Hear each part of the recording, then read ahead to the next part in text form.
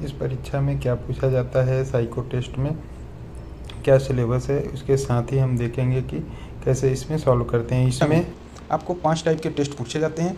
ये 5 टाइप हैं: memory test यानी स्मृति परीक्षण, फॉलोइंग डायरेक्शन टेस्ट, निर्देश समझने की योग्यता का परीक्षण, डेप्थ परसेप्शन टेस्ट, दूरी प्रत्यक्षीकरण परीक्षण, test of power of observation, अवलोकन शक्ति परीक्षण, परपेचुअल स्पीड टेस्ट, प्रत्यक्षीकरण गति परीक्षण। ये 5 टाइप के टेस्ट हैं। इन सभी टेस्ट के अंदर और अलग अलग टाइप होते हैं। जैसे कि मेमोरी टेस्ट में 5 टाइप की मेमोरी टेस्ट हो सकती है। एग्जाम में कोई एक ही टाइप पूछा जाएगा, पर हमें तैयार 5 प्रकार का करना पड़ेगा। फॉलोइंग डायरेक्शन टेस्ट में 3 टाइप के टेस्ट होते हैं। डेप्थ परसेप्शन में 2 टाइप के टेस्ट होते हैं। Test of power observation test, इसमें 4 टाइप के टेस्ट होते हैं। परपेचुअल स्पीड टेस्ट, इसमें 3 टाइप के टेस्ट होते हैं। तो इस प्रकार से सब मिलाकर 5 टेस्ट के अंतर्गत सभी को अलग अलग पढ़ना होगा और सभी की अच्छी प्रैक्टिस करनी होगी, जिससे कि दिए गए समय में हम टेस्ट को सटीकतापूर्वक हल कर पाएँ। इस टेस्ट में सबसे ज़रूरी बात है कि आपको क्वालिफाइंग मार्क 42% होगा और कम से कम आपको प्रत्येक टी स्कोर 42% से मायने है कि टी स्कोर 42 अंक लाना आवश्यक होगा, जिसके लिए रेलवे ने फार्मूला दिया है उसके अनुसार। यह मेमोरी टेस्ट का पहला टाइप है। इस टेस्ट के बारे में देखते हैं।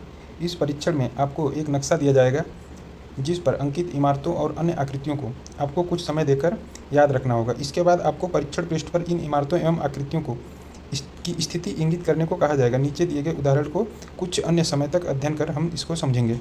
तो देखते हैं कि यह इसका एग्जाम्पल है।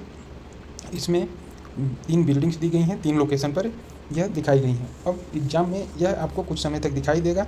उसके बाद जैसे ही क्वेश्चन स्टार्ट होंगे, यह बिल्डिंग्स वहाँ से गायब कर दी जाएंगी और हमें एग्जैक्ट लोकेशन याद रखकर कौन सी बिल्डिंग किस जगह पर थी उसके हिसाब से आंसर करना होगा। जैसे कि इसमें पहली बिल्डिंग ए नंबर पर है, दूसरी बिल्डिंग सी नंबर पर है और तीसरी बिल्डिंग बी नंबर पर है। तो इसका आंसर इस प्रकार से ए, सी और बी हो गया है। ठीक इसी प्रकार से ये एग्ज़ाम टाइप का पैटर्न है। इस तरह से आपको 12-15 बिल्डिंग दी जाएंगी एग्ज़ाम में, 12 या 15, उसी को देखकर आपको हल करना होगा, जैसा कि इस इमेज में दिखाया गया है। बाद में यह इमेज में हट जाएंगी, यह सारी बिल्डिंग्स हट जाएंगी और हमें उनका आंसर करना होगा। तो यह पहला टाइप था। इसमें स्मृति मापन परीक्षण में देखिए दूसरे टाइप में इसमें इमेज के साथ नंबर को एसोसिएट कर दिया जाता है। अब यह नंबर्स हमें ऑप्शन में दिए जाएंगे और इमेज दी जाएगी तथा बताना होगा कि कौन से इमेज के साथ कौन सा नंबर लिखा हुआ है। तो यहाँ पर देखते हैं आगे कि इसमें टॉर्च के साथ क्या नंबर है वह देखेंगे। यहाँ पर ग्रेप्स दिया हुआ है, जग दिया हुआ है, प्रेस है, बुक है और फावड़ा दिया गया है। तो इसमें से हम देखकर हमको यह मेमोरी में रिमाइंड करना होगा और उस तरह से ऑप्शन को सेलेक्ट करना होगा। तो एक एग्जाम्पल को हम देख लेते हैं यहाँ पर।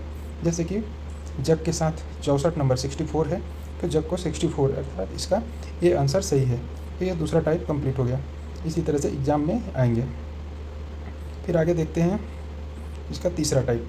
तो इसके तीसरे टाइप में एक ट्रैक दिया रहेगा, ट्रैक में अलग अलग कोड दिए रहेंगे। उन कोड को हमें याद रखना होगा और कोड को याद रखने के बाद उस पर्टिकुलर लोकेशन पर आंसर में हमें टिक करना होगा। जैसे नीचे देखें तो पहले में DET है, तो क्वेश्चन में DET बीच वाले में दिया हुआ है, अर्थात DET सी ऑप्शन पर जाएगा। इसी तरह से सभी को फिल करना है। इसमें कुछ इंस्ट्रक्शन समझाए गए हैं। तो यह बेसिकली यही कहना चाह रहे हैं कि उस पर्टिकुलर पॉइंट को हमें कंप्यूटर माउस की सहायता से टिक करना होगा जो ऑप्शन में दिया गया है। अब इसी में चौथे टाइप का है। चौथे टाइप में दोनों साइड इमेज दी गई है। इसमें एक तरफ पहले वाले टेस्ट में एक तरफ नंबर और एक तरफ इमेज थी, और इसमें देखिए चौथे टाइप में दोनों तरफ इमेज दी गई है। तो जैसे इसमें ओल्ड मैन के साथ एरोप्लेन दिया गया है, तो यहाँ पर ओल्ड मैन एरोप्लेन के साथ चला जाएगा आंसर में। ऐसे करके इनको मार्क करना है। पहले का आंसर ए हो जाएगा। ये 4 टाइप। इसका एक और टाइप 5वां टाइप होता है। 5वें टाइप में ये क्वेश्चन इमेज है। क्वेश्चन इमेज को आंसर इमेज में कैसे सॉल्व करना है, तो आंसर इमेज में क्वेश्चन इमेज को फाइंड करना है और वही वो हमारा आंसर होगा। तो देखिए जैसे पहले में यह हमारा इमेज जो दिख रहा है बाएं साइड में, वह बाएं साइड का इमेज पहले क्वेश्चन में ए नंबर में दिया गया है। यही ए नंबर ही हमारा आंसर हो जाएगा। तो इसको बिल्कुल ध्यान से देखना है। ए और बी में देखिए किस प्रकार से कन्फ्यूजन दिया गया है, पर नीचे वाले शेप को देखेंगे तो ए नंबर ही हमारा आंसर आएगा। तो इस तरह से ध्यान से देखकर हमको आंसर करना है। इस सारे टेस्ट में, साइको के सारे टेस्ट में आपको presence of mind, on the spot कैसे आप सोचते हैं और कितना लाइटली आप चीज़ों को हैंडल कर पाते हैं, तभी आप इसमें आंसर करके आगे निकल पाएंगे। अदरवाइज आप फंस जाएंगे और एक बार घबरा गए तो आपको परीक्षा में कठिनाइयों का सामना करना पड़ सकता है। हो सकता है कि आप एग्ज़ाम पास ना कर पाएँ। जितनी ज़्यादा प्रैक्टिस करेंगे, संभावना है कि आप उतना ही अच्छा अंक अर्जित कर पाएंगे। केवल पासिंग मार्क अर्जित करने से कुछ नहीं होगा, आपको अधिक से अधिक अंक लाने होंगे, क्योंकि इसका वेटेज एग्ज़ाम में 50% है। तो चलिए आगे बढ़ते हैं। अब इसमें दूसरे टाइप का टेस्ट है, test for measuring ability to follow direction. इसमें 3 टाइप के टेस्ट हैं, आगे देखेंगे कि कौन कौन से 3 टाइप हैं। तो इसमें एक पर्टिकुलर कॉलम दिया गया है और रो दी गई है।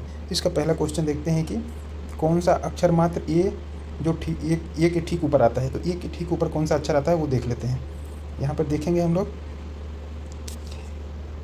ए दिया गया है, ए दिया गया है, ए दिया गया है, ए दिया गया है। इसके ऊपर बी बी बी बी, तो हर जगह इसके ऊपर बी दिया गया है।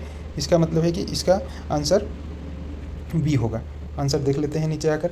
तो यहाँ पर देखिए आंसर में बी लिखा हुआ है। इसी तरह से इसको हल करना है। क्वेश्चन पढ़ना है, दाईं ओर या बाईं ओर, ऊपर नीचे, दाएं से पाँचवां, छठा, दूसरा, इसी तरह के क्वेश्चन होंगे। आपको क्वेश्चन पढ़ना है और तुरंत ढूंढ के आंसर कर देना है। इसमें पहला टाइप कंप्लीट हो गया। अब इसका दूसरा टाइप देखते हैं। दूसरे टाइप में ये देखिए एक 360 सर्कुलर इमेज दी गई है। इसमें कई सारे नंबर्स दिए गए हैं। इन नंबर्स को नॉर्थ साउथ और ईस्ट वेस्ट में डिवाइड कर दिया गया है। इसको देखें क्या क्वेश्चन है, फिर समझते हैं।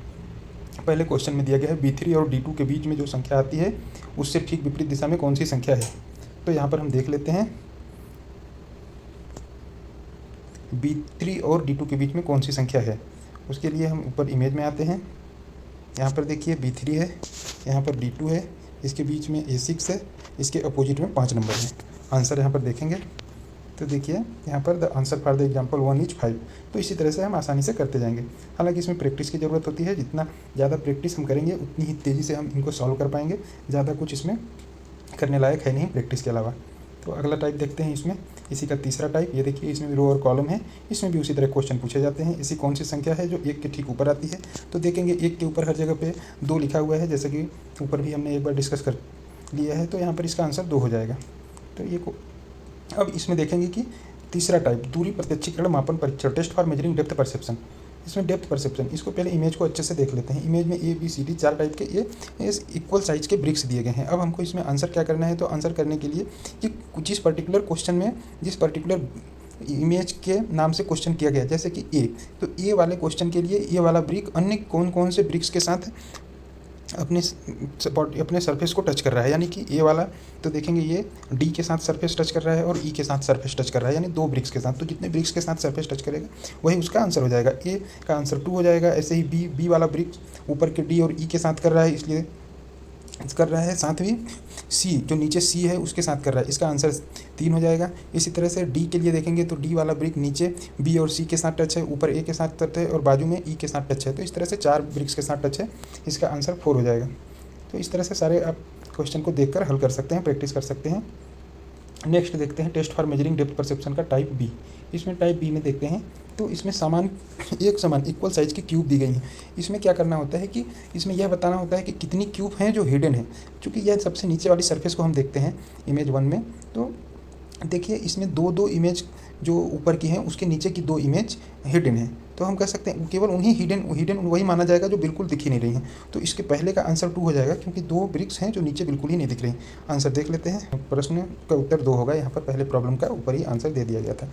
एक और प्रॉब्लम देख लेते हैं कि जैसे तीसरे प्रश्न का उत्तर क्या होगा। तो तीसरे प्रश्न का उत्तर हम देखते हैं इसमें कितने हिडन हैं। तो हिडन के लिए देखिए तीसरे प्रश्न में 1 उधर हिडन है, 2 यहाँ है, तो टोटल 3 इसमें हिडन दिख रहे हैं।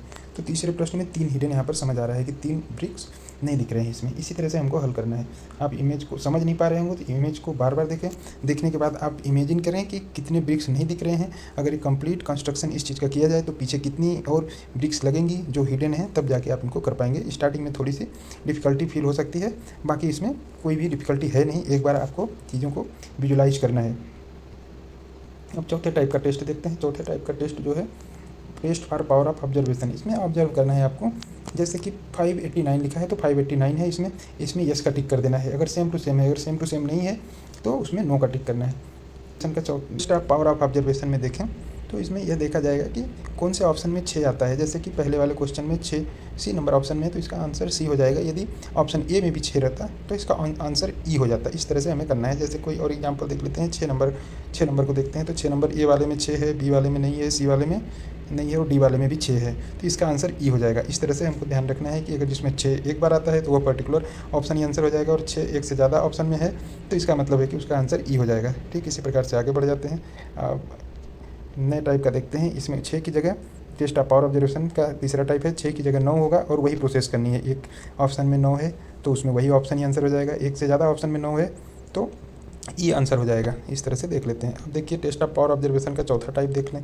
इसमें क्या है, दोनों साइड सेम तरह की इमेज दी गई हैं, पर इमेज में अगर कोई स्थान में परिवर्तन नहीं है, सेट ए और सेट बी दोनों में कोई भी प्लेस चेंजेस नहीं किए गए हैं तो उसका आंसर ए होगा। अगर एक प्लेस चेंज किया गया है तो उसका आंसर बी होगा। 2 प्लेस देख लेते हैं, इसमें क्या क्या इंस्ट्रक्शन दिए गए हैं।